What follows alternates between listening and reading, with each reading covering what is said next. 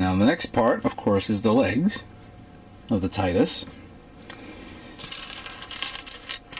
A lot of parts here. So a little bit of preparation here. So first thing we're gonna need is this right here, and then this part, and this part, and a number 1. I think number 1 will be fine. Yeah, for now. So you have these two guys here that you will put together like so. You'll have a ball joint here, and then you have a little notch here that you will put this guy like so here. For the foot, you want to grab which part is it? I think I popped it out. No, here it is. I'm going to take this guy, and in the reverse slot, like in this position, you want to put it like that. Hold up. Excuse me. Thank you.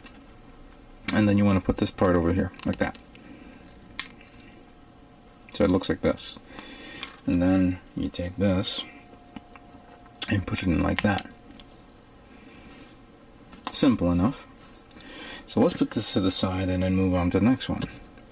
I'll need this, I'll need this, and another number 1.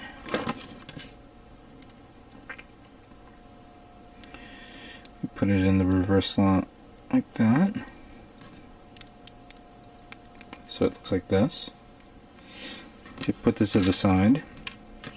Then we'll take this part here. We'll need number 7 and number 11. Cut it off.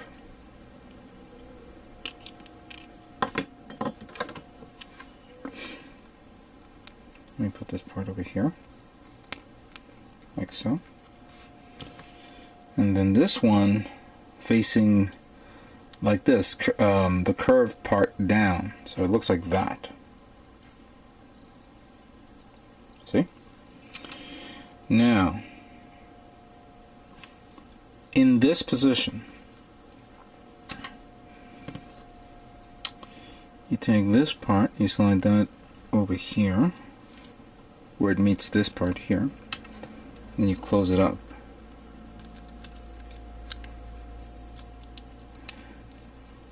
Like that. And slide the white trim thigh down like so, and this part like this. I really like this. This is pretty nice.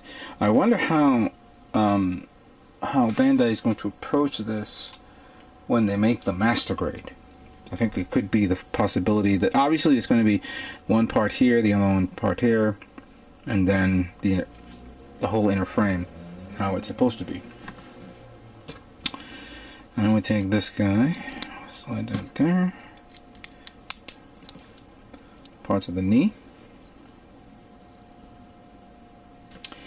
and going back to this part, we'll need number 10.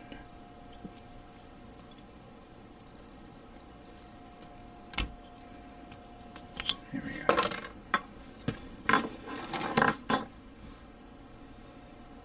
And let's see. Whoops.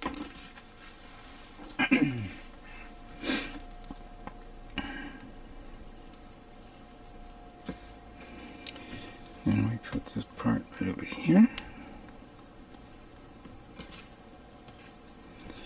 And then close this up. Like that. Then slide, attach this part here, like so. Then we have a white trim here. Goes in like that. You see?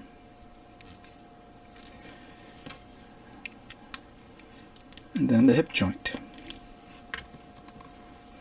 There you go. The legs of the Titus are done.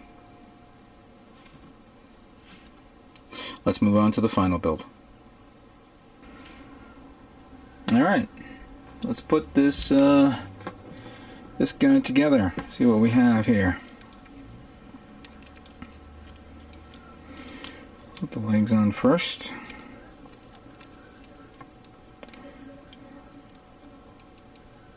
By the way, I might as well take this out because the instructions always say to put this one on first, like this.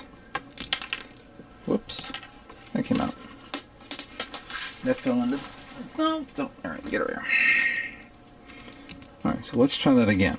To put this, the joints on first. Like so.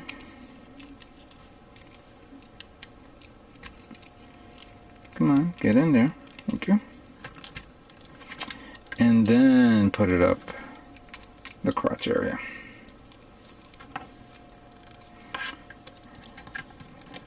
So it looks like this.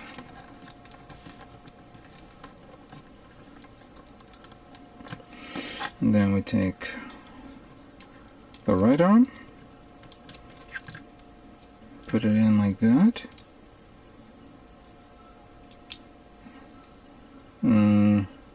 Wait a minute. Am I seeing this correctly? Yes. So put this part, put it in like that. Is that right? Oh, I did something screwy. This is supposed to go like this. There we go. Now much better. I was wondering why it looked a bit weird. And that's why everybody was commenting saying, "No, you prick." So we put this one over here. And there we go. Alright. And here it is. The Titus. One of the most muscle-bound version of a mobile suit I've ever seen. Second only to, I think, Virtue and Seraphim. But this one has a lot of definition for it. The coolest feature has to be the hands. I really like this, you know, rock'em sock'em hand that it has here. It says, "Yes, I am Rocky." Alright, that was bad. But anyway, you have to appreciate how it is. Again, the only difference, of course, with the suit is the fact that you got the 2 arms, 2 legs, and the waist unit. Surprisingly, in that episode, we didn't see like the waist being replaced. We saw the arms and the legs replaced. But you know, was there an extra part that the Age system introduced that we didn't see? Who knows? But this is really cool and pretty sturdy and strong, based on its field. I always thought the Geno Ace was a sturdy kit, but this one, wow, it's really sturdy. Now, one of the cooler features of the Titus happens to be some of the effects, the beam effects that it does during combat. For starters, during the I guess the first attack of I think the Bacto, when I went up against the Bacto for the first time, it did this energy beam type cutting blade. So you guys understand, you get 4 parts, 2 of this and 2 of this, which of course you just put together like so. You want to glue it on if you want to, but once you put it together, then you slide it into the square portion of this like that. I guess you can do that. Let's see. Or the other way around. There's actually no difference where you want to put it or positioning. Actually, this thing keeps coming out, so I'm going to use this one. Yeah, there's no like guide or anything like that. Just once you put it in, put this part over it, which will hold it into place, and then put the harm in. And then it'll do its arm slam, as I call it, as it just rams into the mobile suit and cuts it down. Another feature, of course, is again going back to the shoulder. If you pull this part out, actually I might as well pull the whole arm out. There should be some sort of peg where you can actually stick your nail in and pull it out. Oh, come on, be a good boy. There we go. So it comes out like that. And then you take these little beam effects parts here, and there's a guide.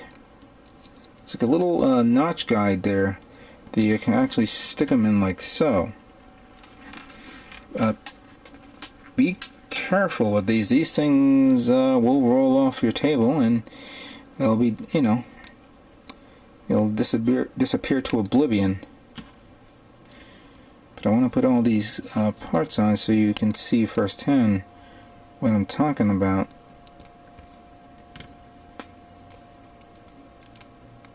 There we go. And then you just put this part in, and then it'll do its shoulder slam type attack. You might as well make this some sort of mobile suit wrestler. Then of course you have the knee beams, the knee spikes, as I call them. So you got the shoulder spike effect and the beam spike effect. And hold on. Here we go. So in that episode, I guess what the Garfan, the whatever his name is. Why can't this go in? Why can't you go in? Get in there. There we go. It'll do his knee attack, and there you go, whack.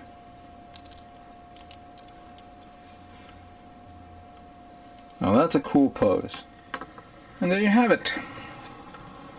The Age-1 Titus and Age-1 Normal back to back and ready for combat. Again, I really enjoyed building this quick kit. I call it quick because it was so easy, you know, quick. Even though it's a high grade kit, it was very quick to make, and very, very pleased with the results. I am really, really psyched for the master grade kit when it comes out next year. This is one kit that I'm definitely going to enjoy getting and painting. But for those of you who want to get this, I strongly recommend get this. If you haven't gotten the Age-1 Normal, you can get it later. This one is the one that you should get. So thanks again for watching the build of the Age-1 Titus, and stay tuned for more Gundam models yet to come. Take care.